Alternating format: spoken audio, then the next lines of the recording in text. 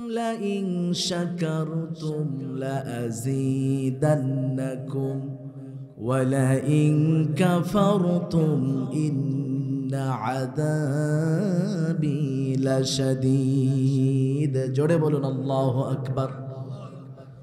আল্লাহ তাআলা বলছেন লাইন শাকারতুম লাযীদান্নাকুম, বান্দারে নিয়ামত পাওয়ার পরে যদি আমার দেওয়া নিয়ামতের শুকর আদায় করো, আমার দেওয়া নিয়ামত নিয়ে যদি তুমি সন্তুষ্ট হও, এরপরে আমি রবের শুকর আদায় করো, আমি আল্লাহ তাআলা ওই নিয়ামতকে আরো হাজার হাজার গুণ বাড়ায়া দেই। সুবহানাল্লাহ। ওয়ালাইন কাফারতুম ইন্না আযাবি লাশাদীদ, পরক্ষণে আল্লাহ তাআলা বলছেন বান্দারে আমার নিয়ামত পাওয়ার পরে যদি শুকর আদায় না করো, কুফরি করো, নাফরমানি করো, নিজের শক্তি বাহুবলের বাহাদুরি দেখাও, ওয়ালাইন কাফারতুম ইন্না আযাবি লাশাদীদ, নাশুকরি কুফরি করার কারণে আমি আল্লাহ তাআলা তোমার নিয়ামতকে ছিনিয়ে নেব। শুধু এই নিয়ামত ছিনিয়েই নেব না, কঠিন আযাবে আমি আল্লাহ গ্রেফতার করে ফেলব। নাউজুবিল্লাহ। বাড়িতে গিয়ে বললেন, জোরে কন্যা নাউজুবিল্লাহ। তাহলে নিয়ামতের শুকর আদায়ের দরকার আছে না নাই? বান্দানে আল্লাহ তাআলা আমাদেরকে যে সুস্থতা নামক নিয়ামত দান করেছেন, এই নিয়ামত নিয়ে যদি বান্দা তুমি শুকর আদায় করা শুরু করো, আল্লাহ তাআলা বলছেন এই নিয়ামতের শুকর আদায় বান্দা তুমি যদি শুরু করে দাও, শুকর আদায় করতে করতে করতে করতে কিয়ামত সংগঠিত হয়ে যাবে, একটা নিয়ামতের শুকর বান্দা তুমি শেষ করতে পারবে না। সুবহানাল্লাহ। وَإِن تَعُدُّوا نِعْمَةَ اللَّهِ لَا تُحْصُوهَا, নিয়ামতের শুকর আদায় করে শেষ করা যাবে না। তাহলে আল্লাহ তাআলা এই যে আমাদেরকে এত বড় দামি নিয়ামত সুস্থতা দান করেছেন, শুধু তাই নয়, আপনি তাকান আপনার 3.5 হাত বডি, যেই বডি স্ট্রাকচার আল্লাহ তাআলা আপনাকে দান করেছেন, আপনার চেহারার দিকে আপনি তাকান একবার, আপনি ভুলে যাবেন দুনিয়ার সমস্ত ক্ষমতা বাহাদুরি, দুনিয়ার লালসা আপনি ভুলে যাবেন। আল্লাহর কসম করে বলছি, নিয়ামত আপনার দেহের নিয়ামতের যদি আপনি চিন্তা ফিকির শুরু করে দেন, আপনি দুনিয়া ভুলে যাবেন, বিবি বাচ্চা ভুলে যাবেন, সম্পদ ভুলে যাবেন, সব ভুলে যাবেন। এক আল্লাহ ছাড়া আর দুনিয়ার কাউকে আপনার ভালো লাগবে না। কথা কোন ঠিক কিনা? প্রিয় ভাইরা আমার, আপনার দেহের দিকে তাকান। আল্লাহ তাআলা আমাদেরকে সুন্দর 2টা চোখ দান করেছেন। পৃথিবীতে আপনি যদি দৃষ্টিপাত করেন, কত মানুষ আছে মানুষের চোখ নাই, চোখে দেখে না, এমন মানুষ সমাজে আছে না নাই? চোখে দেখতে পায় না। আবার অনেকে আছে কানে শুনতে পায় না, অনেকে আছে পা নেই, হাঁটতে পারে না, হাত নেই, এমন বিকলাঙ্গ মানুষ সমাজে কম না বেশি? কত বেশি? আপনি রেলওয়ে স্টেশনে যাবেন, গিয়ে দেখবেন কত শ্রেণীর মানুষ আপনি দেখতে চান। বিকলাঙ্গ মানুষ কত ধরনের হতে পারে, রেল স্টেশনে গেলে আপনি সব কিছু অবলোকন করতে পারবেন। প্রিয় ভাইরা আমার, আল্লাহ তাআলা সেই চোখ আমাদেরকে দান করেছেন, হাত দান করেছেন, পা দান করেছেন, জিহ্বা দান করেছেন, নাক দান করেছেন। যে আল্লাহ আমাদেরকে চোখ দান করলেন, বান্দা তুমি কি একবার চিন্তা করেছো, একবার কি গবেষণা করে দেখেছো যে আল্লাহ তাআলা তোমাকে একটা চোখ দান করলেন? দুনিয়াতে এই যে আমরা লাইটিং প্যান্ডেলিং করেছি, এই যে লাইটগুলো আমরা জ্বালিয়েছি, বলুন তো এই লাইটগুলো প্রত্যেকটা মিনিট, প্রত্যেকটা ঘন্টার জন্য আমরা জ্বালিয়ে রেখেছি। প্রত্যেকটা মিনিট এবং ঘন্টার জন্য টাকার খরচ আছে না নাই? আছে, টাকার খরচ আছে। কিন্তু আল্লাহ তাআলা এত সুন্দর একটা লাইট আপনার চোখে ফিট করে দিয়েছেন, যেই লাইট দিয়ে আপনি দিনে রাতে সব সময়ের জন্য আপনি দুনিয়ার সমস্ত জিনিসগুলো অবলোকন করেন, দুনিয়ার সব কিছু আপনি দেখেন। ও প্রিয় ভাই, বুঝে থাকলে উত্তর দিন। এই যে চোখ দিয়ে আপনি দেখছেন, আল্লাহ তাআলা আপনাকে কোনোদিন কি বলেছে, বান্দা আমি তোমাকে চোখ দান করেছি, এই চোখ দিয়ে প্রত্যেকটা মিনিট, প্রত্যেকটা ঘন্টা, প্রত্যেক বছরে তুমি যা কিছু দেখেছো, এই দেখার বিনিময়ে আমি আল্লাহকে বিল পে করতে হবে। আল্লাহ কি কোনোদিন বলেছে? বলে নাই। তাহলে এত সুন্দর আল্লাহ তাআলা নিয়ামত দান করলেন, এই নিয়ামতের কোনো বিনিময় আল্লাহ চাই নাই। আল্লাহ তাআলা বলছেন, বান্দারে এই নিয়ামতের বিনিময় আমাকে দিতে হবে না, শুধুমাত্র কেবলমাত্র এই নিয়ামত পাওয়ার পরে আমি আল্লাহ তাআলার শুকর আদায়ের লক্ষ্যে, শুকর আদায়ের জন্য দিনে 5 বার আমার ঘরে এসে 5টা ওয়াক্তে তোমার মাথাটা আমি রবের কুদরতের পায়ে নত করে দিবা। বান্দা, তোমার সমস্ত ঋণ আমি আল্লাহ তাআলা পরিশোধ করে দেব। সুবহানাল্লাহ। তাহলে আল্লাহ তাআলা এই যে নিয়ামত আমাদেরকে দান করলেন, এই নিয়ামতের শুকর আদায় করা লাগবে না? আমার কথা মনে হয় বুঝতেছেন না। শুকর আদায় করা লাগবে না? লাগবে। প্রিয় ভাইরা আমার, হাটশাউলের মানুষ অনেক ভালো। আমি দেখছি অনেক দূর থেকে বসে অনেক মানুষ কথাগুলো শুনছে। দয়া করে আপনারা যদি ভিতরে আসেন, এখানে আরো মানুষ বেড়ে যাবে, আমাকে কথা বলতেও ভালো লাগবে, আপনারাও কথাগুলো শুনে মজা পাবেন। কি বলেন আপনারা? অনেকেই বাহিরে আছেন, দয়া করে ভিতরে আসেন। আমি একটা উপমা, একটা উদাহরণ দিই। ডিম, আমাদের এলাকায় মুরগি ডিম পাড়ে। আপনাদের এলাকার মুরগিরা কি ডিম পাড়ে? ডিম পাড়ে? আপনাদের এলাকার মুরগিও ডিম পাড়ে না? আচ্ছা, মুরগি যখন ডিম পাড়ে একটা লিমিট থাকে, 10টা 12টা এরকম। পাড়ার পরে ডিম বন্ধ করে দেয়। দেওয়ার পরে একটা স্থানকে সে বেছে নেয়, নিয়ে বসে যায়। এই বসাটাকে কি বলা হয়? হ্যাঁ, অনেক এলাকায় কুসা পড়ছে বলে। হ্যাঁ, কুসা পড়ছে, তাই না? কুসা পড়ছে। আচ্ছা, মুরগি যখন কুসা পড়ে, মুরগিওয়ালি, মুরগি আলা কিন্তু হয় না, মুরগিওয়ালি, বাড়ির মহিলারা মুরগি প্রতিপালন করে। তাহলে মুরগিওয়ালি না? আজকে মা বোনরা আসে না? মা বোনরা আসে না? মা বোনরা ভালো করে শুনবেন। মুরগিওয়ালি, কেন মুরগিওয়ালি বললাম? বাড়ির যে মালিক একটা ডিম যদি খাইতে চায়, তাহলে মুরগি ওয়ালির থেকে অনুমতি নেওয়া লাগে, তাছাড়া কিন্তু কেস হয়ে যাবে। কথা কোন ঠিক কিনা? তো যখন মুরগি কুচা পড়ে বা কুচা বসে, মুরগিওয়ালি যে 10টা 12টা ডিম মুরগির নিচে সুন্দর করে তাও করে দেয়, একটা একটা করে সাইজ করে একটা লেভেল তৈরি করে দেয়। কথা কোন ঠিক কিনা? যাতে করে মুরগি যখন কুচায় বসবে, সমস্ত ডিমগুলো যেন মুরগির পাখার নিচে থাকে, তাই নয়? না চাই যে মুরগির উপরে ডিম থাকবে, না মুরগির নিচে? আপনারাই বলতেছেন কিন্তু মুরগির নিচে ডিম থাকে।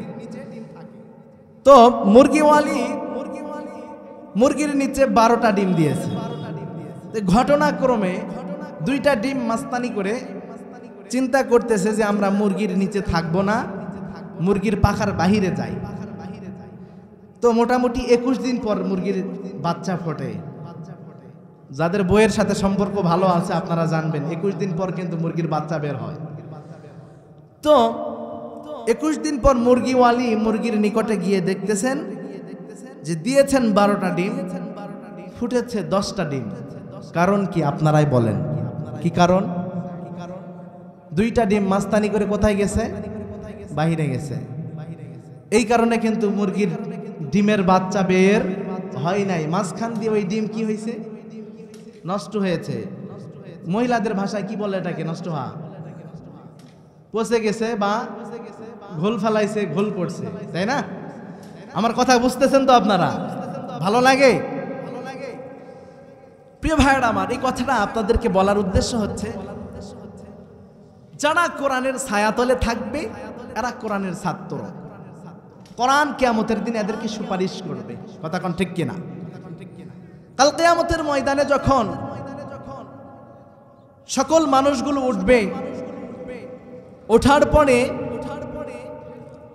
আল্লাহ তাআলা যখন বাছাই করবেন তখন দেখা যাবে কিছু মানুষ ওই যে পচে যাবে, ঘোল পড়বে ডিমের মতো। কারণ কি? এরা কোরআনের কথা থেকে দূরে ছিল, বাহিরে ছিল, এরা মাস্তানি করেছে, এরা মনে করেছে কোরআনের ছায়াতলে যাওয়া লাগবে না, দূর থেকেই আমরা শুনলেই কাজ হবে। এই চিন্তার চেতনা ভাবনা নিয়ে যারা এসেছেন তারা এই ঘোল পড়া ডিমের মতন কাল কিয়ামতের দিন আপনি ব্যর্থ হয়ে যাবেন। আপনার জীবনের কোনো দাম হবে না, আপনি জান্নাত নামক নিয়ামত থেকে আপনি বিরত থাকবেন। কথা কোন ঠিক কিনা? আমার কথায় কি কষ্ট পেয়েছেন আপনারা?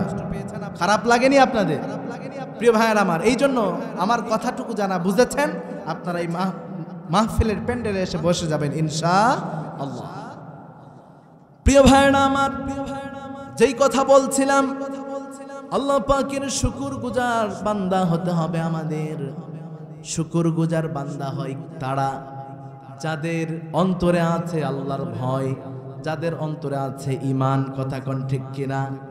যারা হলো ঈমানদার, যারা নাকি ঈমানদার, তারাই সব সময় শুকরগুজার বান্দা হয়। ঈমানদার ছাড়া বেঈমান যারা, এরা সব সময় নাফরমানি করবে, এরা আল্লাহর উপর দিয়ে হাত বাড়াবে, এরা সব সময় মাস্তানি করবে। কথা কোন ঠিক কিনা? ও যুবক, তোমার ঈমান বেড়ে যাবে আল্লাহ তাআলার নিয়ামতগুলোর দিকে তাকালে। তাকায় দেখো আল্লাহ পাকের নিয়ামতের দিকে। শুধু তো এতক্ষণ নিজের বডি স্ট্রাকচারের দিকে তুমি তাকিয়েছো, তাম দুনিয়ার দিকে তাকায় দেখো, সাত আসমান সাত জমিনের দিকে তাকায় দেখো। আল্লাহ তাআলা তোমার শান্তির জন্য, দুনিয়াবি তোমার সুখ আর শান্তি প্রশান্তি দেওয়ার জন্য আল্লাহ তাআলা এত এত এত নিয়ামত বান্দা তোমার জন্য সৃষ্টি করে রেখেছেন। বান্দা তুমি যদি কল্পনা শুরু করে দাও, তোমার মাথা নষ্ট হয়ে যাবে, তোমার ব্রেন নষ্ট হয়ে যাবে। প্রিয় ভাইরা আমার, আল্লাহ তাআলা বলছেন বান্দারে, আমি আল্লাহর পরিচয়টা আগে জানো। আমি তোমাদেরকে যে এত নিয়ামত দান করলাম, আমার পরিচয়টা আগে জানো। যদি পরিচয় জানতে পারো তাহলে আমি তোমাদেরকে কি দিয়েছি, কত বড় নিয়ামত দিয়েছি তোমাদের বুঝে আসবে। আল্লাহ তাআলা বলছেন কোরআনুল কারীমে, আল্লাহ তাআলা সুন্দর করে বলছেন, তাবারাকাল্লাযী জাআলা ফিস সামাই বুরুজাও ওয়া জাআলা ফিহা সিরাজাও ওয়া কমারাম মুনীরা। জোরে বলুন আল্লাহু আকবার। সেই মহাবরকতময় রব যিনি আসমানে বুরুজমালা সৃষ্টি করেছেন, আল্লাহ তাআলা আসমানে বুরুজ সৃষ্টি করে দিয়েছেন। তাবারাকাল্লাযী জাআলা ফিস সামাই বুরুজান ওয়া জাআলা ফিহা সিরাজাও ওয়া কমারাম মুনীরা। এবং ওই আসমানে যিনি একটা উজ্জ্বল নক্ষত্র সৃষ্টি করে দিয়েছেন। সুবহানাল্লাহ। ওই উজ্জ্বল নক্ষত্র আমাদেরকে, ওই আসমান থেকে আমাদেরকে নিয়ামত প্রদর্শন করে, আসমান থেকে আমাদেরকে তাপ দেয়, জমিনে যার যতটুকু প্রয়োজন ততটুকু। সুবহানাল্লাহ। তারপর আল্লাহ তাআলা বলছেন, ওয়াহুয়াল্লাযী জাআলাল লাইলা ওয়ান নাহারা খিলফাতাল লিমান আরাদা আন ইয়াযাক্কারা আও আরাদা শুকুরা। জোরে বলুন আল্লাহু আকবার। আল্লাহ তাআলা বলছেন, ওয়াহুয়াল্লাযী জাআলাল লাইলা ওয়ান নাহারা খিলফাতান। ওই রব যিনি রাত এবং দিনকে খেলফা করে দিয়েছেন, একটিকে আরেকটির ভিতরে ঢুকিয়ে দিয়েছেন। সুবহানাল্লাহ। রাত এবং দিনকে আল্লাহ তাআলা এত সুন্দর করে সৃষ্টি করেছেন। রাত যায়, রাত আবার চলে যাওয়ার পরে দিন চলে আসে। কথা কোন ঠিক কিনা? আবার দেখা যায় কিছু কিছু সময় রাতটা বড় হয়ে যায়, বড় হয় কিনা রাত, আবার দিন বড় হয়ে যায়। আল্লাহ তাআলা এরকম করে রাতটা বড় করে দিনের মধ্যে ঢুকায় দেয়, আবার দিন রাতের মধ্যে ঢুকায় দেয়। সুবহানাল্লাহ। এটা কে করেন? কে করেন? আল্লাহ তাআলা করেন। দুনিয়ার কেউ করতে পারবে না। রাতকে আল্লাহ তাআলা সৃষ্টি করেছেন, দিনকেও আল্লাহ তাআলা সৃষ্টি করেছেন। এটা বান্দার জন্য একটা নিয়ামত। প্রিয় ভাইরা আমার, কথাটা ভালো করে পরে বলছি। আল্লাহ তাআলা তারপরে বলছেন, বান্দারে আমি তোমাদের জন্য জমিন সৃষ্টি করলাম। জমিনের দিকে তাকায় দেখো জমিনটা কত সুন্দর করে বানালাম। আল্লাহ তাআলা সুন্দর করে বলছেন, আলাম নাজআলিল আরদা বিহাদা। জোরে বলুন আল্লাহু আকবার। আল্লাহ তাআলা বলছেন, আমি কি তোমাদের জন্য এই জমিনকে বিছানা বানায় দেই নাই? আল্লাহ তাআলা বলছেন, বান্দারে শুধু জমিনকে বিছানা বানায় শেষ করে দিলাম না, এই জমিনে বান্দা মানুষ আমি আল্লাহ সৃষ্টি করেছি। মানুষ সৃষ্টি করার পরে তোমরা দুনিয়াতে গিয়েছো, দুনিয়াটা এমন একটা সিচুয়েশনে, এই ভূমিটা আমি আল্লাহ সৃষ্টি করে রেখেছি। এই জমিনের নিচে পানি বেশি, কথা কোন ঠিক কিনা? সাগরের মধ্যে যখন জাহাজ চলে, নৌকা চলে, আপনি তাকায় দেখেন নদীর মধ্যে যখন নৌকা চলে, যখন বাতাস শুরু হয়ে যায়, নদীর বাতাসে পানির ঢেউয়ের ঠেলায় নৌকাটা এদিক সেদিক করে, কথা কোন ঠিক কিনা? করে কিনা? আপনারা অন্য মনস্ক হয়েছেন, আমার দিকে দৃষ্টি আকর্ষণ করবেন। প্রিয় ভাইরা আমার, নদীর ঢেউয়ে নৌকাটা এদিক সেদিক করে। আল্লাহ তাআলা বলছেন, এই ভূমি, এই জমিনের মাটির চাইতে এই জমিনের নিচে আমি আল্লাহ তাআলা পানি বেশি রেখে দিয়েছি। আমি আল্লাহ তাআলা পানি রাখলাম। ও বান্দা, এই নৌকা যেমন নদীতে দুলতেছে, হেলতেছে, দুলতেছে, তাকায় দেখো এই জমিনের দিকে, এই জমিন কিন্তু হেলে না, দুলে না, স্থির আছে, কথা কোন ঠিক কিনা? আল্লাহ তাআলা সুন্দর করে বলছেন, আলাম নাজআলিল আরদা মিহাদা ওয়াল জিবালা আওতাদা। জোরে বলুন আল্লাহু আকবার। আল্লাহ তাআলা বলছেন, ওয়াল জিবালা আওতাদা, আমি আল্লাহ কি পাহাড়গুলো তোমরা দুনিয়াতে দেখো না, এই পাহাড়গুলোকে আমি আল্লাহ কি জমিনকে নিয়ন্ত্রণ করার জন্য পেরেক হিসাবে জমিনে গেড়ে দেই নাই? আল্লাহ তাআলা বান্দাকে প্রশ্ন করছেন। প্রিয় ভাইরা আমার, আল্লাহ তাআলা যদি এই জমিনে পাহাড়গুলো না সৃষ্টি করতেন, তাহলে জমিনটা হেলতো দুলতো, কাপাকাপি করতো, মানুষগুলো স্থির থাকতে পারতো না। দেখেন পৃথিবীর দিকে অল্প কিছুদিন পূর্বে এই পৃথিবীর জমিনে ভূমিকম্পের ঠেলাতে পুরো বিশ্বকে আল্লাহ তাআলা কাঁপিয়ে দিয়েছেন। এমন কম্পন শুরু হয়েছিল পুরো পৃথিবীতে। আমরা তাকিয়ে দেখেছি সোশ্যাল নেটওয়ার্কগুলো যখন আমরা খুলেছি, ফেসবুকে দেখেছি, ইউটিউবে দেখেছি, বাহিরের দেশগুলোতে এত ভূমিকম্প হয়েছে। ভূমিকম্পের কারণে বড় বড় বিল্ডিং গুলো ধসে পড়ে গিয়েছে, কথা কোন ঠিক কিনা? প্রিয় ভাইরা আমার, কিয়ামত অতি সন্নিকটে চলে আসতেছে। কিয়ামতের সবচেয়ে বড় আলামত হলো ভূমিকম্প বেশি বেশি হবে। ভূমিকম্প শুরু হয়েছে, বড় বড় বিল্ডিং গুলো ধসে নষ্ট হয়ে যাচ্ছে। বিশ্বনবী সাল্লাল্লাহু আলাইহি ওয়াসাল্লাম বলছেন, কিয়ামতের আগে বান্দা তোমরা দেখবে যে ভূমিকম্প এত বেশি হবে। ভূমিকম্প বেশি হওয়ার কারণে ভূমিধস হওয়া শুরু হয়ে যাবে। আমরা ভূমিকম্প চিনি যে পৃথিবী কেঁপে ওঠে, বিল্ডিং গুলো ধসে পড়ে যায়, আর ভূমিধস বলা হয় দুনিয়া কাঁপবে, পৃথিবীর এক অংশ ধসে যাবে, এই জমিন ধসে যাবে, কথা কোন ঠিক কিনা? প্রিয় ভাইরা আমার, তাহলে এই পৃথিবীকে নিয়ন্ত্রণ করার জন্য আল্লাহ তাআলা জমিনে কি পেরেক হিসাবে লাগিয়ে দিয়েছেন? পাহাড়। পাহাড়কে পেরেক মেরে দিয়েছেন এই জমিনে। আমার কথা কি বুঝতে আপনাদের কষ্ট হয়? কোরআনের বাহিরে কথা হচ্ছে? প্রিয় ভাইরা আমার, আল্লাহ তাআলা তারপরে বলছেন, বান্দারে এতটুকুই শেষ নয়, ওয়া খালাকনাকুম আজওয়াজা, আমি আল্লাহ তাআলা পৃথিবীতে তোমাদেরকে শান্তি দেওয়ার জন্য জোড়ায় জোড়ায় সৃষ্টি করলাম। নারী পুরুষ আছে না নাই? প্রত্যেকটা জিনিস তাকায় দেখেন, গরু ছাগলের দিকে তাকায় দেখেন, জোড়া জোড়া প্রত্যেকটা জিনিস আল্লাহ তাআলা জোড়া জোড়া দিয়েছেন। হাত একটা না দুইটা? দুইটা। একটা হলে কষ্ট হতো আমাদের। চোখ একটা না দুইটা? দুইটা। একটা চোখের দিকে, একটা চোখের উপরে হাত লাগান, আর একটা চক্ষু দিয়ে তাকায় দেখেন।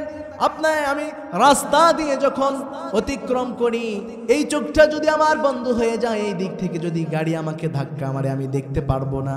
আল্লাহ তাআলা বলেন, বান্দারে তোমার কষ্ট হয়ে যাবে, এই জন্য আমি আল্লাহ তাআলা তোমাকে একটা নয় দুইটা চোখ দান করলাম। সুবহানাল্লাহ।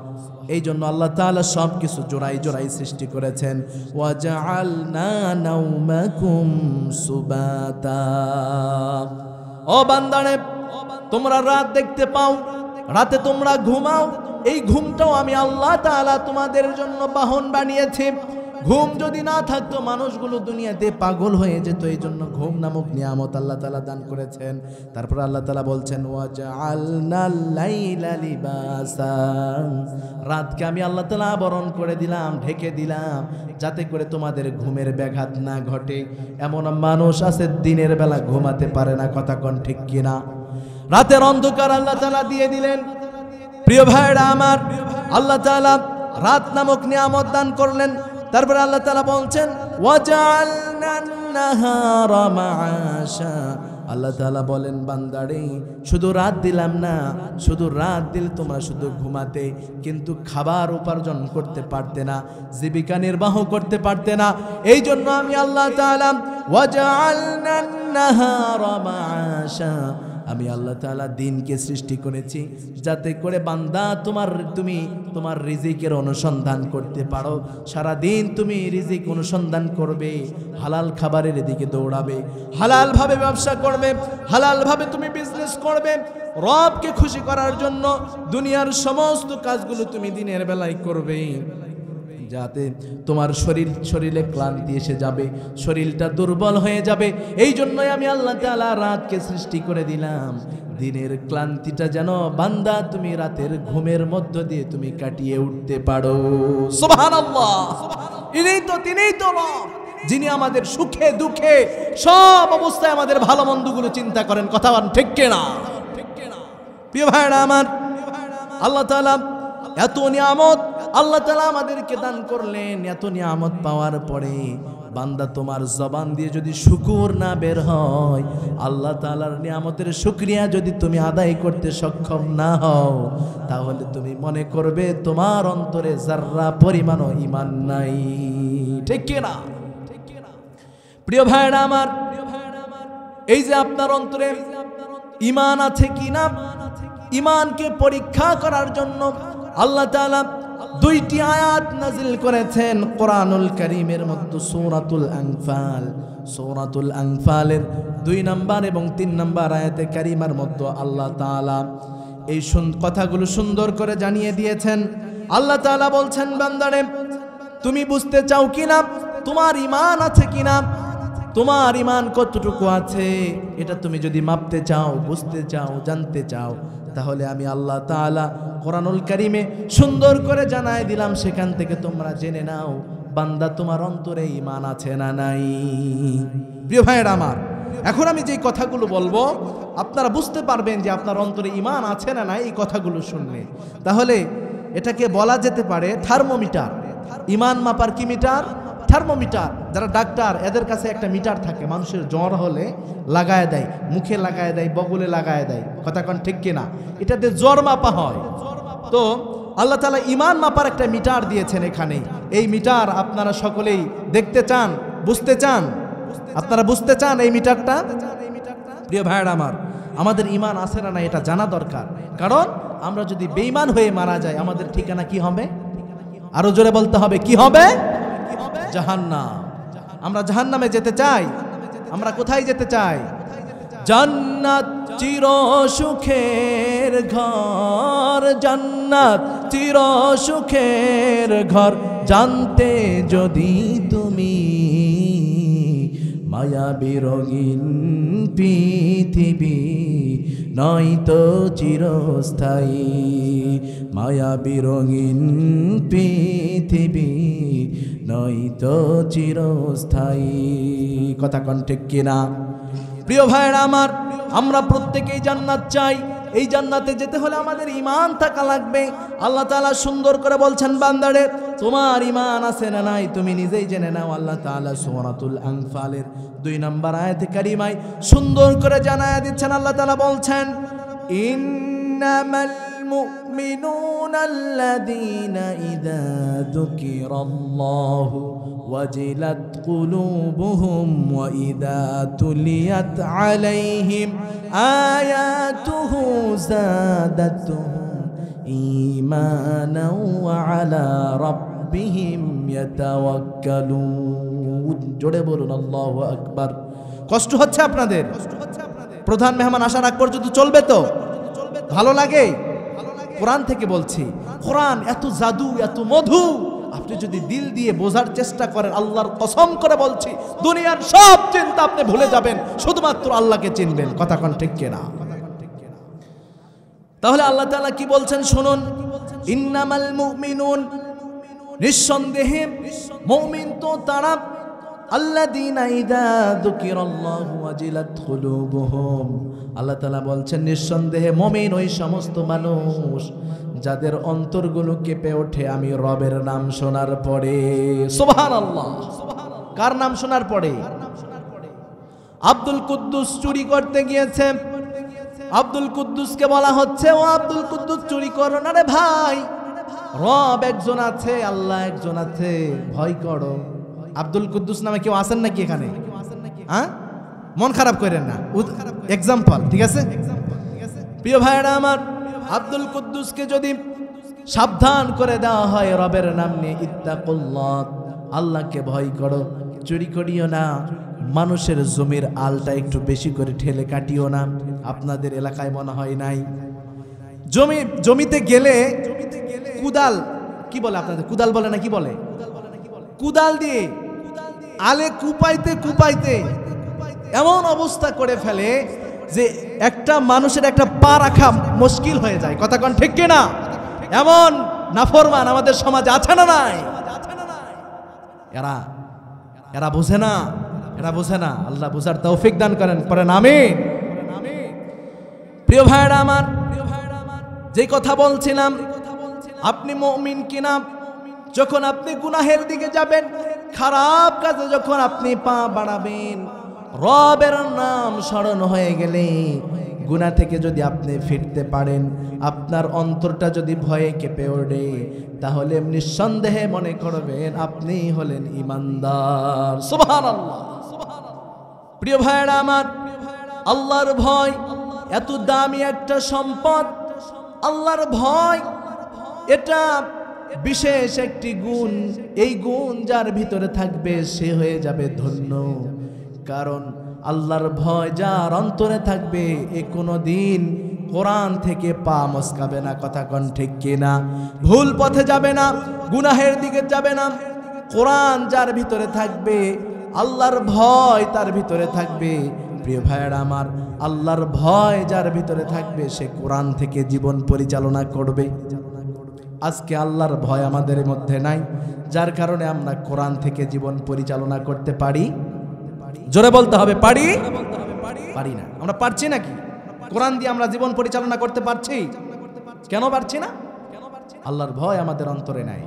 যাদের হৃদয়ে আছে আল্লাহর ভয়, তারা কবু পথ ভুলে যায় না, তারা কবু পথ ভুলে যায় না। আল্লাহর প্রেম ছাড়া এ দুনিয়ায় কারো কাছে কোনো কিছু চাই না। ঠিক কিনা? রাতের আধারে যারা সিজদাতে রয়, দু চোখের স্রোতে নদী যেন বয়। রাতের আধারে যারা সিজদাতে রয়, দু চোখের স্রোতে নদী যেন বয়। ছলনার হাত ছানি যত আসুক, ছলনার হাত ছানি যত আসুক, পিছনে ফেরেও সে তাকাই না, পিছনে ফেরেও সে তাকাই না। যাদের হৃদয়ে আছে আল্লাহর ভয়, তারা কবু পথ ভুলে যায় না। ঠিক কিনা? আল্লাহর ভয় অন্তরে থাকা লাগবে।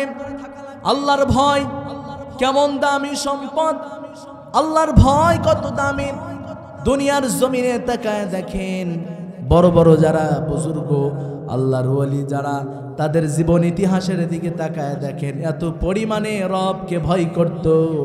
জীবনের প্রত্যেকটা মুহূর্ত, এমনকি নিজের চোখের পলকটাও যখন ফেলতো, রবের ভয় অন্তরে রাখতো। সুবহানাল্লাহ। প্রিয় ভাইরা আমার, যখন আপনার চোখের পলকটা রবের ভয়ে পড়বে, রাস্তায় যখন আপনি বের হবেন, কোনো বেগানার দিকে আপনার নজর পড়ে যাবে, যদি আপনার চোখটা নিচের দিকে চলে যায়, আপনার চোখটা যদি আপনার কন্ট্রোলে চলে আসে, তাহলে মনে করবেন রবের ভয় আপনার আছে। প্রিয় ভাইরা আমার, আল্লাহর ভয় অন্তরে রাখবেন, তাহলে দুনিয়াতে প্রত্যেকটা সেক্টরে নিজেকে গুনাহ থেকে বাঁচাতে পারবেন। এই জন্য যে কথা বলছিলাম, আল্লাহর ভয় আমাদের অন্তরে এমন ভাবে রাখতে হবে। প্রিয় ভাইরা আমার, ভয় রাখবো কার? জোরে বলেন কার? আল্লাহ। এক নাম্বার গুণ, আল্লাহর নাম শুনলে যদি আপনার অন্তর কাঁপে, তাহলে মনে করবেন আপনার অন্তরে কি আছে? আল্লাহর ভয় আছে। তারপরে আল্লাহ তাআলা বলছেন, ইন্নামাল মুমিনুনা আল্লাযীনা ইযা যুকিরাল্লাহু ওয়াজিলাত কুলুবুহুম ওয়া ইযা তুলিয়াত আলাইহিম আয়াতুহু যাদাতুহুম ঈমানা। জোরে বলুন আল্লাহু আকবার। ওয়া ইযা তুলিয়াত আলাইহিম আয়াতুহু, যখন তার সামনে আল্লাহর আয়াত তেলাওয়াত করা হয়, যখন কোরআন তেলাওয়াত করা হয়, আল্লাহ পাকের নিদর্শন যখন তার চোখের সামনে চলে আসে, যাদাতুহুম ঈমানা, তার ঈমানটা বেড়ে যায়। সুবহানাল্লাহ। তাহলে এই কোরআনুল কারীমের আয়াতগুলো যখন বান্দার সামনে তেলাওয়াত করা হবে, যাদাতুহুম ঈমানা, ঈমান জিয়াদা হবে, বেড়ে যাবে। প্রিয় ভাইরা আমার, এমন যদি কারো হয় যে কোরআন তেলাওয়াত শুনলে নামাজের দিকে মন যায়, আল্লাহর ভয় পয়দা হয়, ভালো কাজের দিকে মন চলে যায়, তাহলে আপনি বুঝে নেবেন আপনার অন্তরে কি আছে? ঈমান আছে। তাহলে কি আছে? ঈমান আছে। প্রিয় ভাইরা আমার, আপনারা মনে হয় অন্যমনস্ক হয়েছেন, খারাপ লাগে আপনাদের? প্রিয় ভাইরা আমার, যাদাতুহুম ঈমানা, এই যে কোরআন তেলাওয়াত, এই কোরআন আমরা বেশি বেশি তেলাওয়াত শুনবো, তাহলে আমাদের ঈমানটা বৃদ্ধি পাবে। যাদাতুহুম ঈমানা, এটা বলেছেন কে? আল্লাহ। আমাদের ঈমানটা বেড়ে যাবে। এই জন্য সবচেয়ে বেশি যে কথাগুলো শুনবো, সেই কথাগুলো কার? আল্লাহ পাকের কথা। মান ক্বারা হারফাম মিন কিতাবিল্লাহি তাআলা ফালাহু হাসানাতুন বিআশরি আমসালিহা। এই যে কোরআন যে আমরা পড়ি এবং শুনি, যে পড়বে আশরাতিন আমসালিহা, আল্লাহ তাআলা এই কোরআন তেলাওয়াত করলে প্রত্যেকটা হরফের বিনিময়ে আল্লাহ তাআলা কয়টি করে নেক দান করবেন? কয়টা? 10টা করে নেক দান করবেন। প্রিয় ভাইরা আমার, পৃথিবীতে শুধুমাত্র একটাই কিতাব আছে, যেই কিতাব যদি বান্দা পড়ে আর এই কিতাব অনুযায়ী বান্দা যদি জীবন পরিচালনা করে, পড়াশোনা, জীবন পরিচালনা করা, প্রত্যেকটা কাজের মধ্যে নেক দ্বারা যিনি ভরপুর করে দিয়েছেন, তিনি কে? আল্লাহ। তিনি আল্লাহ। প্রিয় ভাইরা আমার, এই কোরআন আমরা বেশি বেশি তেলাওয়াত করব। আজকে তো কোরআনের তেলাওয়াত আমাদের সমাজে নাই, কমেই গিয়েছে। কথা কোন ঠিক কিনা? আগের জামানায় দেখেছি মা বোনেরা সকালবেলা ফজরের পরে কোরআন তেলাওয়াত করত, কিন্তু আজকে ফজরের পরে কোরআন তেলাওয়াত তো দূরের কথা, মা বোনদের ঘুমই ভাঙে না। কথা কোন ঠিক কিনা? ওঠে সকাল 10টায়। কয়টায়? 10টায়। আগে মানুষ ঘুমাইতো, এশার সালাত আদায়ের পরেই খাওয়া দাওয়া করেই ঘুম। কথা কোন ঠিক কিনা? আর এখন এশার সালাত তো দূরে থাকলো, মাগরিবের আজান হলেই ঘরে বসে যাবে সিরিয়াল দেখার জন্য। শুরু হয়ে গেল সিরিয়াল। 6টা, 7টা, 8টা, 9টা, 10টা, 11টা, 12টা, 1টা বেজে যায়, 2টা বেজে যায়, তারপরে ঘুম। এক ঘুম দিল, ফজর হয়ে গেল কাজা, ফজর চলে গেল, জোহরের আগ মুহূর্তে ঘুম ভাঙলো, উঠে দেখে দুনিয়া উজাল। কথা কোন ঠিক কিনা? প্রিয় ভাইরা আমার, আমাদের স্বভাবগুলো পরিবর্তন হয়ে গিয়েছে। আমরা কোরআনকে বাইপাস করে ফেলেছি। আমরা কোরআন আজকে শিখি না, আমাদের সন্তানগুলোকে কোরআনের শিক্ষা দেই না। আগে আমরা দেখেছি ছোট ছোট বাচ্চারা কোরআন তেলাওয়াত শিখেছেন, এখনো অনেক বাচ্চারা শিখে, কিন্তু অনেক মানুষ আছে এখনো কোরআন শিখে না। ও যুবক, তোমার সন্তানকে কোরআন শিক্ষা দাও, কোরআন শিখাও। এই কোরআন তোমাকে নাজাতের পথ দেখায় দিবে কিয়ামতের ময়দানে। মানুষগুলো যখন বিচলিত হয়ে যাবে, মানুষগুলো উদাসীন হয়ে যাবে, কেউ কারো খবর রাখতে পারবে না, ভয়ে সেদিন মানুষগুলো এক প্রান্ত থেকে আরেক প্রান্তে দৌড়াবে, মানুষগুলোর আপন বলতে সেদিন কেউ থাকবে না। কিয়ামতের ময়দানের উদাহরণ আল্লাহ তাআলা কোরআনুল কারীমে সুন্দর করে জানিয়ে দিয়েছেন। আল্লাহ তাআলা বলছেন, ও দুনিয়ার মানুষ শুনে রাখো, তোমরা দুনিয়াতে যাদেরকে আপন মনে করছো, আপন মনে করে যাদেরকে ভালোবাসো, যাদেরকে বুকে টেনে নাও, কিয়ামতের ময়দানে তোমার সাথে তারা কেমন আচরণ করবে জানো? আল্লাহ তাআলা সুন্দর করে বলছেন, ইয়াউমা ইয়াফিরুল মারউ মিন আখি ওয়া উম্মিহি ওয়া আবি ওয়া সাহিবাতিহি ওয়া বানি লিকুল্লি ইমরিইম মিনহুম ইয়াউমাইদিন শানুন ইউগনি। জোরে বলুন আল্লাহু আকবার। আপনাদের এই এলাকার মানুষ কি কোরআন তেলাওয়াতের পরে আল্লাহু আকবার বলে না? আল্লাহ কোরআন তেলাওয়াতের পরে যদি আপনি আল্লাহু আকবার বলেন, আল্লাহু আকবার অর্থ কি? আল্লাহ সবচেয়ে বড়। আপনি যখন বললেন আল্লাহু আকবার, আল্লাহ তাআলা উত্তর দেয়, বান্দা তুই বলেছিস আমি আল্লাহ বড়, আমি আল্লাহ সাক্ষ্য দিলাম তুই বান্দাও বড়। সুবহানাল্লাহ। এজন্য কোরআন তেলাওয়াতের পরে আল্লাহু আকবার বলবেন।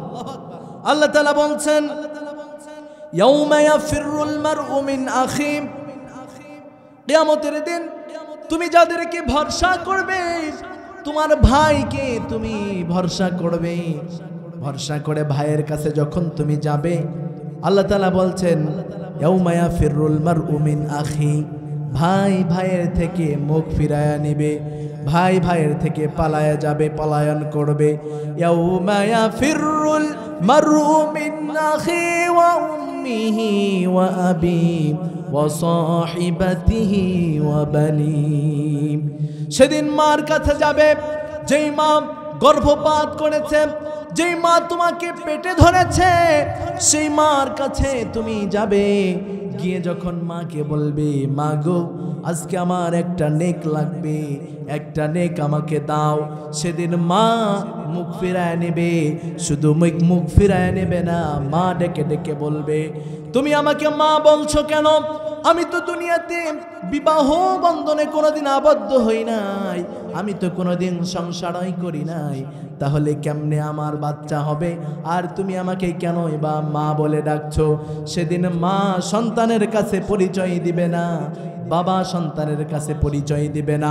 যেই বন্ধু বান্ধব, যেই বন্ধুর কারণে আজকে দুনিয়াতে মাকে কষ্ট দাও, বাবাকে কষ্ট দাও, মার কথা শোনো না, বাবার কথা শোনো না, ওই ময়দানে মাহশারে কিয়ামতের দিন সেই বন্ধু তোমার মাথায় লাথি মারবে, তোমার থেকে পলায়ন করবে, তোমাকে চিনবে না। প্রিয় ভাইরা আমার, সেই মহা কঠিন দিনে দুনিয়ার কোনো কিছুই কাজে আসবে না, শুধুমাত্র একটা কিতাব আপনার কাজে আসবে। সেই কিতাবের নাম কি? এই কোরআন আপনার কাজে আসবে সেই ময়দানে, সেই কিয়ামতের বিভীষিকাময় সেই সময়ে আপনার কাজে দেবে। দুনিয়াতে যদি আপনি এই কোরআনুল কারীমের একটা হাফেজ সন্তান রেখে যান, সেই সন্তান কিয়ামতের দিন আপনার জন্য নাজাতের জরিয়া হয়ে যাবে। সুবহানাল্লাহ। কিয়ামতের দিন আল্লাহ তাআলা কোরআনের হাফেজকে বিশেষ একটা পাওয়ার দিবেন, ক্ষমতা দিবেন। এই বিশেষ পাওয়ার দিয়ে কোরআনুল কারীমের হাফেজ যে হবে, এই কোরআনের হাফেজ তার মা বাবাকে টেনে টেনে জান্নাতে নিয়ে যাবে। সুবহানাল্লাহ। পৃথিবীতে এমন কোন কিতাবের গ্যারান্টি আল্লাহ তাআলা দেয় নাই, যেই কিতাব পড়লে ধরলে মুখস্থ করলে কিয়ামতের ময়দানে ওই কিতাবের বিনিময়ে নাজাত আল্লাহ দিবে, এমন কথা বলেন নাই।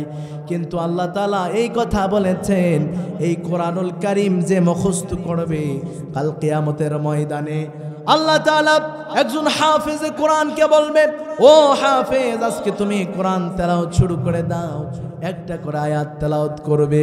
বান্দা যখন কোরআনের হাফেজ কোরআন তেলাওয়াত শুরু করে দেবে, বান্দা পড়বে বিসমিল্লাহির রহমানির রহিম আলহামদুলিল্লাহি রাব্বিল আলামিন আর রহমানির রহিম। এরকম ভাবে বান্দা তেলাওয়াত শুরু করে দিবে, এক একটা করে আয়াত তেলাওয়াত করবে। আল্লাহ তাআলা এক একটা করে জান্নাতের ঘরের মধ্যে পৌঁছায়া দেবে। সুবহানাল্লাহ। কোরআনুল কারিমে বিশেষ গণনা মতে ৬৬৬৬ আয়াত রয়েছে। হাফেজে কোরআন এক একটা করে আয়াত তেলাওয়াত করবে, এক একটা ফ্ল্যাট বিশিষ্ট তালাতে বান্দা উঠে যাবে। এক এক করে ৬৬৬৬টা আয়াত তেলাওয়াত করবে। ৬৬৬৬ তালা বিশিষ্ট জান্নাত আল্লাহ তাআলা কোরআনের হাফেজকে দান করে দেবে। আর জোরে বলেন সুবহানাল্লাহ। কত দাম! আহা, কি দাম! এই দুনিয়ার ঘর বাড়ি, দুনিয়ার বিল্ডিং, এর ভালোবাসা আমরা ছাড়তে পারি না। কথা কোন ঠিক কিনা? জান্নাত, জান্নাত এটা কেমন হবে?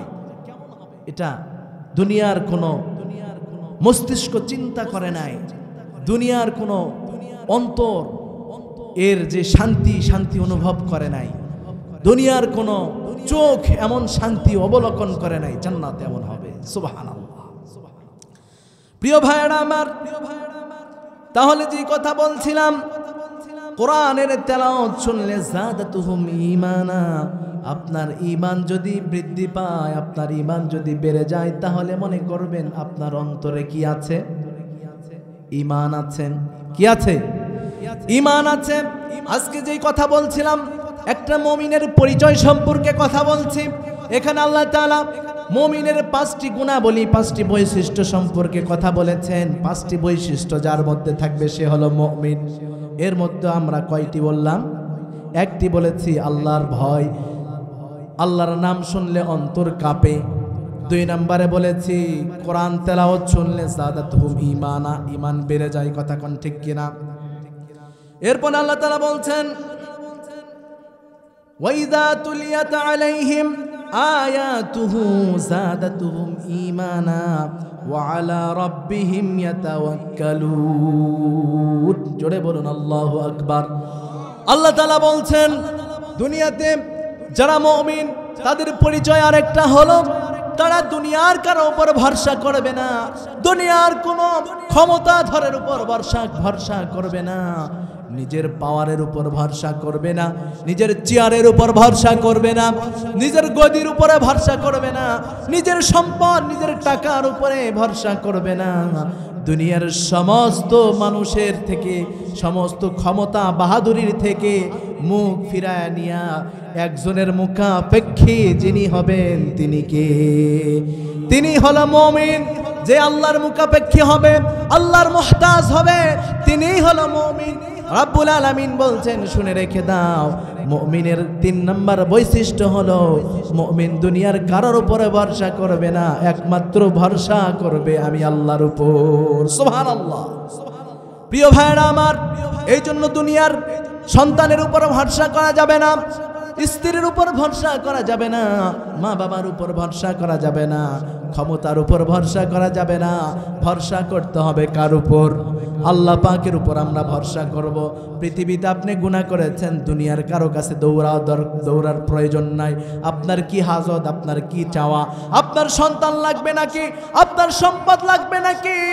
দুনিয়ার কারো মুহতাজ হবে না, এক আল্লাহর মুহতাজ হয়ে যাও, আল্লাহর কাছে চাও।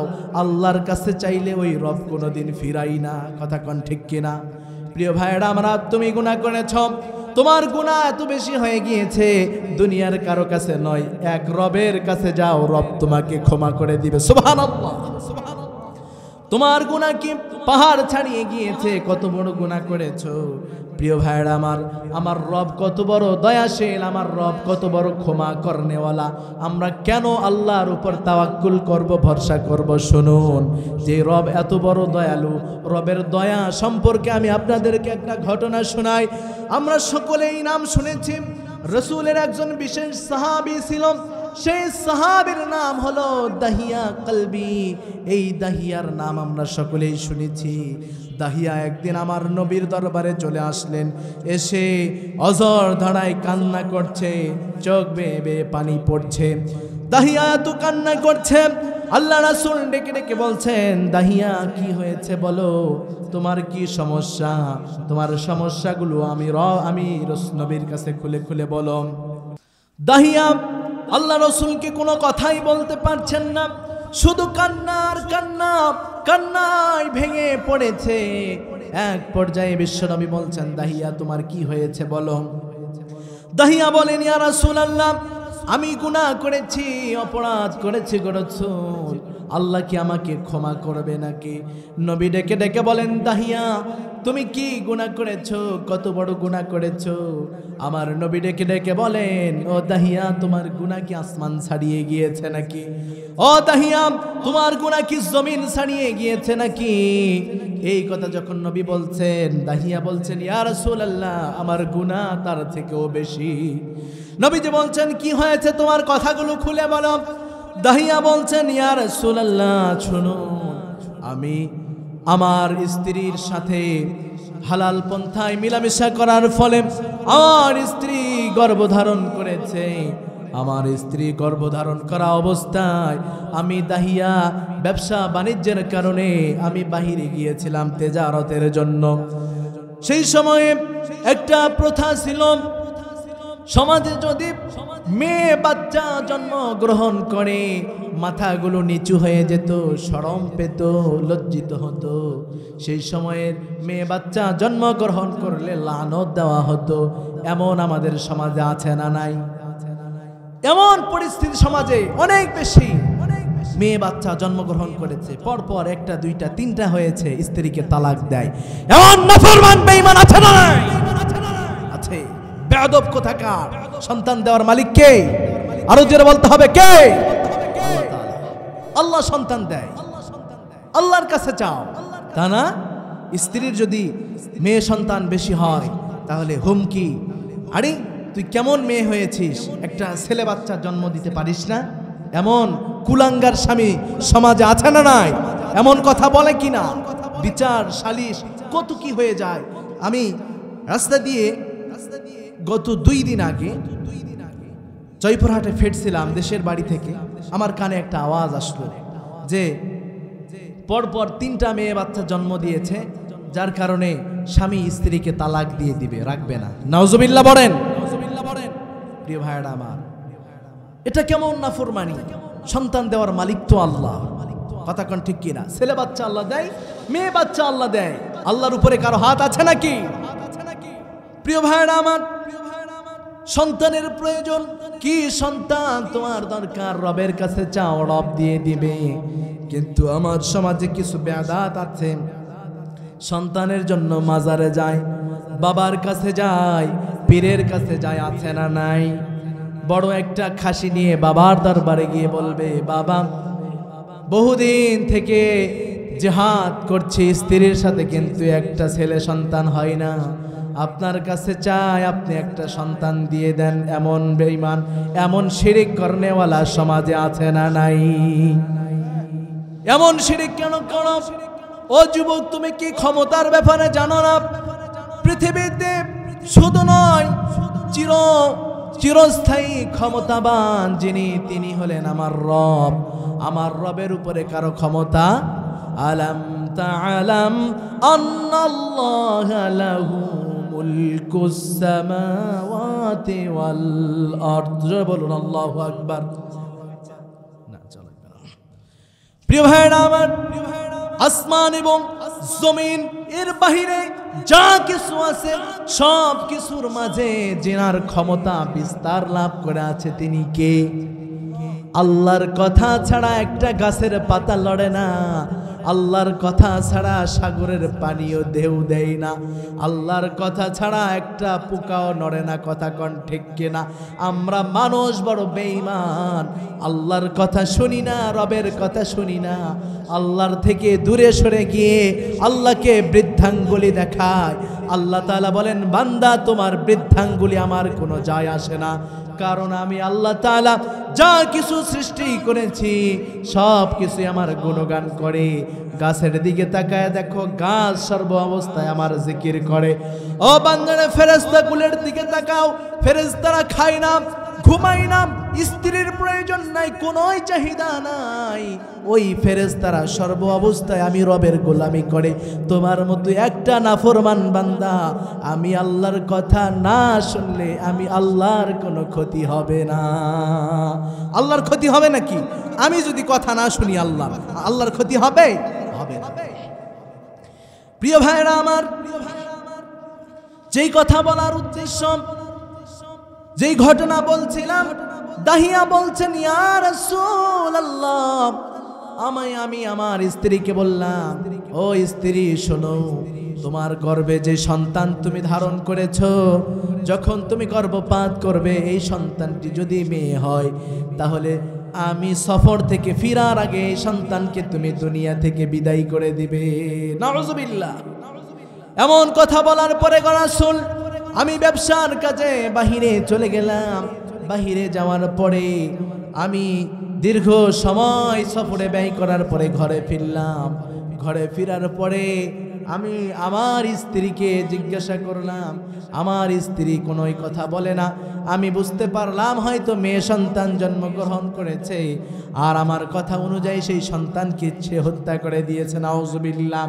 ইয়া রাসূলুল্লাহ, এক পর্যায়ে কিছুদিন অতিবাহিত হয়ে গেল, কিন্তু হঠাৎ আমার নজরে পড়ে গেল আমার বাড়ির আশেপাশে একটা মেয়ে চলাফেরা করছে, তার চেহারার মধ্যে দেখা যায় আমার চেহারার সাথে মিল আছে, আমি তাহিয়ার চেহারার সাথে মিল দেখা যায়। আমি আমার স্ত্রীকে ডেকে ডেকে বললাম, ও স্ত্রী, আমি তোমাকে একটা সত্য কথা বলতে চাই, তোমার গর্ভের সন্তানটা কি সন্তান ছিল, মেয়ে না ছেলে, এই কথা আমি জানতে চাই। এক পর্যায়ে রাসূল আমার স্ত্রীকে জোড়াজুড়ি করার পরে আমার স্ত্রী বলল, প্রাণের স্বামী আমার, আপনি যেই সন্তানকে আপনার চোখের সামনে ঘোরাফেরা করতে দেখছেন, এই সন্তানটাই হচ্ছে আপনার সন্তান, আর এটা মেয়ে সন্তান হয়েছে। স্বামী আমার, সন্তানটা যখন জন্মগ্রহণ করেছে, এত সুন্দর চেহারা, এই চেহারা, ফুটফুটে চেহারা দেখার পরে এই সন্তানকে আমি হত্যা করতে পারি নাই, মায়ার মোহাব্বত ভালোবাসার কারণে রেখে দিয়েছি গো স্বামী। ও ইয়া রাসূলুল্লাহ, এই কথা শোনার পরে আমার অন্তরে ঝড় শুরু হয়ে গেল। আমি নিজেকে আর কন্ট্রোল করতে পারলাম না। আমার ভিতরে যেই ঘুমিয়ে থাকা হিংস্র জানোয়ারটা, এটা জেগে উঠলো। ভালো মানুষের রূপ পরে দেখিয়ে ভিতরে হিংস্র জানোয়ারের রূপ ধারণ আমি করে ফেললাম। আমি আমার স্ত্রীকে বললাম, স্ত্রী গো, এই মেয়েকে আমার অনেক পছন্দ হয়েছে, ভালো লেগেছে। মেয়েটা ইয়া রাসূলুল্লাহ আমাকে আব্বু আব্বু করে ডাকতেছে। আমি আমার স্ত্রীকে বললাম, স্ত্রী গো, মেয়েকে সুন্দর করে সাজায়া দাও, এই মেয়েকে নিয়ে আমি সফরে যেতে চাই, তার নানার বাসায় থেকে আমি ঘুরে আসতে চাই। ইয়া রাসূলুল্লাহ, এইভাবে প্রলোভন দিয়ে মেয়েটাকে সুন্দর কাপড় পরায়া সাজায়া সাথে করে নিয়ে আমি রওনা দিলাম। আমি দিক বিদিক পেরিয়ে একের পরে এক পথ অতিক্রম করে পাহাড় জঙ্গল পেরিয়ে আমি যখন চলতে লাগলাম মেয়েকে সাথে নিয়ে, মেয়েটা আমার পাশে দাঁড়িয়ে আমার সাথে সাথে হাঁটে আর বারবার ডেকে ডেকে বলে, বাবা, এত দূর পথ পেরিয়ে কোথায় নিয়ে যাও আমাকে, আমি হাঁটতে পারছি না, আমি চলতে পারছি না। ইয়া রাসূলুল্লাহ, এক পর্যায়ে আমার মেয়েকে নিয়ে হাঁটতে হাঁটতে আমি একটা পাথরওয়ালা জমিনে পৌঁছে গেলাম। সেখানে যাওয়ার পরে আমি আমার মেয়েটাকে জমিনে বসায়া দিলাম। দেওয়ার পরে আমি গর্ত খনন শুরু করে দিলাম। গর্ত খনন করতে করতে আমি ঘেমে গেলাম, আমি ক্লান্ত হয়ে পড়লাম। মেয়েটা আমার নিকটে এসে আমার শরীরের দিকে তাকায় বলে, বাবা, এত কষ্ট করে কেন আপনি গর্ত খনন করছেন? আপনার শরীরটা ঘেমে গিয়েছে। ইয়া রাসূলুল্লাহ, মেয়েটা আমার শরীর থেকে তার জামাটা খুলে ফেললো। ফেলার পরে আমার কপালের ঘামগুলো তার জামা দিয়ে মুছে দিচ্ছে। আমাকে বলছে, বাবা, এত কষ্ট করছো কেন? গর্ত খনন করার দরকার নাই। এক পর্যায়ে আমার মেয়ের কথাটা আমি শুনলাম না। গর্ত যখন খনন করা হয়ে গেল, মেয়েটাকে আমি বললাম, মা গো, দেখো গর্তটা কেমন হয়েছে। এই কথা বলার পরে মেয়েটা আমার গর্তের কিনারায় চলে গেল। যখন গর্তটা দেখার জন্য মাথাটা বাড়িয়ে দিয়েছে, ইয়া রাসূলুল্লাহ, আমি পাষাণ বাবা, আমি বড় জালেম, আমি আমার মেয়ের বাবা ডাকের দিকে কর্ণপাত করলাম না। আমার অন্তরটা পাথর হয়ে গিয়েছিল। আমার ভিতরের হিংস্র জানোয়ারটা এমন ভাবে জেগে উঠেছে গো রাসূল, আমি আমার মেয়ের পিঠের মধ্যে ধাক্কা দিলাম। মেয়েটা আমার গর্তের মধ্যে পড়ে গেল। যাওয়ার পরে গর্ত থেকে মেয়েটা আমার ডেকে ডেকে বলছেন, বাবা, ও বাবা, গর্তে আমাকে ফেলে দিলে কেন? আমি মেয়ের কথা শুনলাম না। পাথরওয়ালা জমিনে পাথরগুলো হাতে নিয়ে আমি গর্তে নিক্ষেপ করা শুরু করলাম। একটা পাথর গিয়ে আমার কলিজার টুকরা কন্যার কপালে লেগে গিয়ে কপাল থেকে রক্ত বেরিয়ে এলো। মেয়েটা আমার ডেকে ডেকে বলে, বাবা, জানি না কেন আপনি আমার সাথে এমন ব্যবহার করছেন।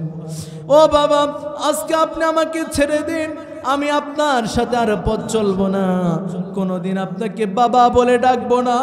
আমি ভুল করেছি, বুঝতে পারি নাই। আমি কোনোদিন কারো সামনে আপনার মেয়ে বলে আমি স্বীকার করব না। ও বাবা, আমাকে আপনি মাফ করে দিন, আমাকে এখান থেকে মুক্ত করে দিন। প্রিয় ভাইরা আমার, দাহিয়া বলছেন, ইয়া রাসূলুল্লাহ, আমি এমন পাষাণ হয়ে গেলাম, আমার মেয়ের কথা শুনলাম না। এক পর্যায়ে মেয়েটা আমাকে বাবা বাবা বাবা বলে চিল্লাতে আছে, ডাকতেছে। আমি পাথর চাপা দিলাম, মাটি চাপা দিলাম। ইয়া রাসূলুল্লাহ, যখন মাটি চাপা দেওয়া হয়ে গেল, যখন সব কিছু কমপ্লিট হয়ে গেল, আমি দাহিয়ার অন্তরটা ভেঙে পড়ল।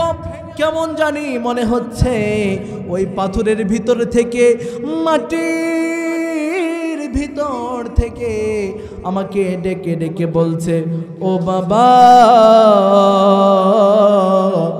আমাকে মাফ করে দাও, আমাকে ছেড়ে দাও, আমি আর কোনোদিন তোমাকে বাবা বলে ডাকবো না। আল্লাহু আকবার। ইয়া রাসূলুল্লাহ, এত বড় গুনাহ করেছি, আমাকে আল্লাহ তাআলা মাফ করবে না মনে হয়। আল্লাহ রাসূল এই কথাগুলো শুনলেন। আল্লাহ রাসূলের এই কথা শোনার পরে বর্ণনা এসেছে, রাসূল এত কান্না করলেন, রাসূলের দাড়ি মোবারক ভিজে গিয়েছে। আমার নবী ডেকে ডেকে বলেন, দাহিয়া, মানুষ এতটা নির্দয় হতে পারে, আমি তোমার কথাগুলো না শুনলে বুঝতে পারতাম না। বিশ্বনবী বলেন, দাহিয়া রে, তুমি যদি আর চাই বড় গুনাহ করে ফেলতে, আল্লাহ তাআলা তোমার সমস্ত অপরাধগুলো, সমস্ত অন্যায়গুলো সেই সময় মাফ করে দিত, যখন তুমি আমার হাতে হাত ধরে কালিমা পড়েছো, লা ইলাহা ইল্লাল্লাহু মুহাম্মাদুর রাসূলুল্লাহ সাল্লাল্লাহু আলাইহি ওয়াসাল্লাম। প্রিয় ভাইরা আমার, আল্লাহ রাসূল বলছেন, দাহিয়া, আল্লাহ তাআলা তোমাকে মাফ করে দিয়েছেন। ঘটনাটা বলার উদ্দেশ্য হচ্ছে, দুনিয়ার কারো কাছে নয় রে বাবা, একমাত্র আল্লাহর মুখাপেক্ষী হবেন, আল্লাহর কাছে যাবেন, দুনিয়ার কারো কাছে যাবেন না। মুমিনের যেই গুণটা বলছিলাম, মুমিনের গুণ হলো এই, মুমিন আল্লাহ ছাড়া দুনিয়ার কারোর উপর ভরসা করে না। সুবহানাল্লাহ। তাহলে এখানে দেখেন, আল্লাহর উপর ভরসা করেছে, আল্লাহ আমাকে মাফ করে দিতে পারে। আমাদের জীবনে গুনাহ আছে না নাই? আছে না নাই? আমরা প্রত্যেকেই গুনাহ করেছি। আমরা প্রত্যেকেই প্রতিনিয়ত, প্রত্যেকটা সেকেন্ডে, প্রত্যেকটা মিনিটে আমরা গুনাহ করি। কথা কোন ঠিক কি না? এই গুনাহ আল্লাহর কাছে মাফ চাইতে হবে, আল্লাহ মাফ করে দিবেন। আল্লাহ ছাড়া দুনিয়ার কেউ আপনার গুনাহ মাফ করে দিতে পারবে না, কেউ পারবে না। আপনার যত গুনাহ, এই গুনাহের ব্যাপারে গোপনে আপনি ডাকবেন আল্লাহকে। আল্লাহকে বলবেন, ও রব, রব রে, একটু ভালোবাসা নেবেন, একটু মায়া দিয়ে আল্লাহ ডাকবেন, আল্লাহ গুনাহ করেছি, মাফ করে দাও না। কেন দিবে না? দিবে না কেন? তুমি একটু আল্লাহর সাথে তর্ক করবেন। একজন নবী আল্লাহর সাথে তর্ক করতো, নাম কি? মূসা আলাইহিস সালাম। নাম কি? মূসা আলাইহিস সালাম। আল্লাহর সাথে তর্ক করবেন, কেন দিবে না? বানিয়েছো কেন? মানুষ বানালে কেন? আমাকে নফস দিয়েছো কেন? নফস দিয়ে গুনাহ তো আমি করবই, আমি গুনাহ করব, তুমি মাফ করবে। পারা যাবে তো ইনশাআল্লাহ? আল্লাহকে এমন ভাবে বলতে পারবো তো ইনশাআল্লাহ? আল্লাহর কাছে বলবেন, মাফ করে দিবে।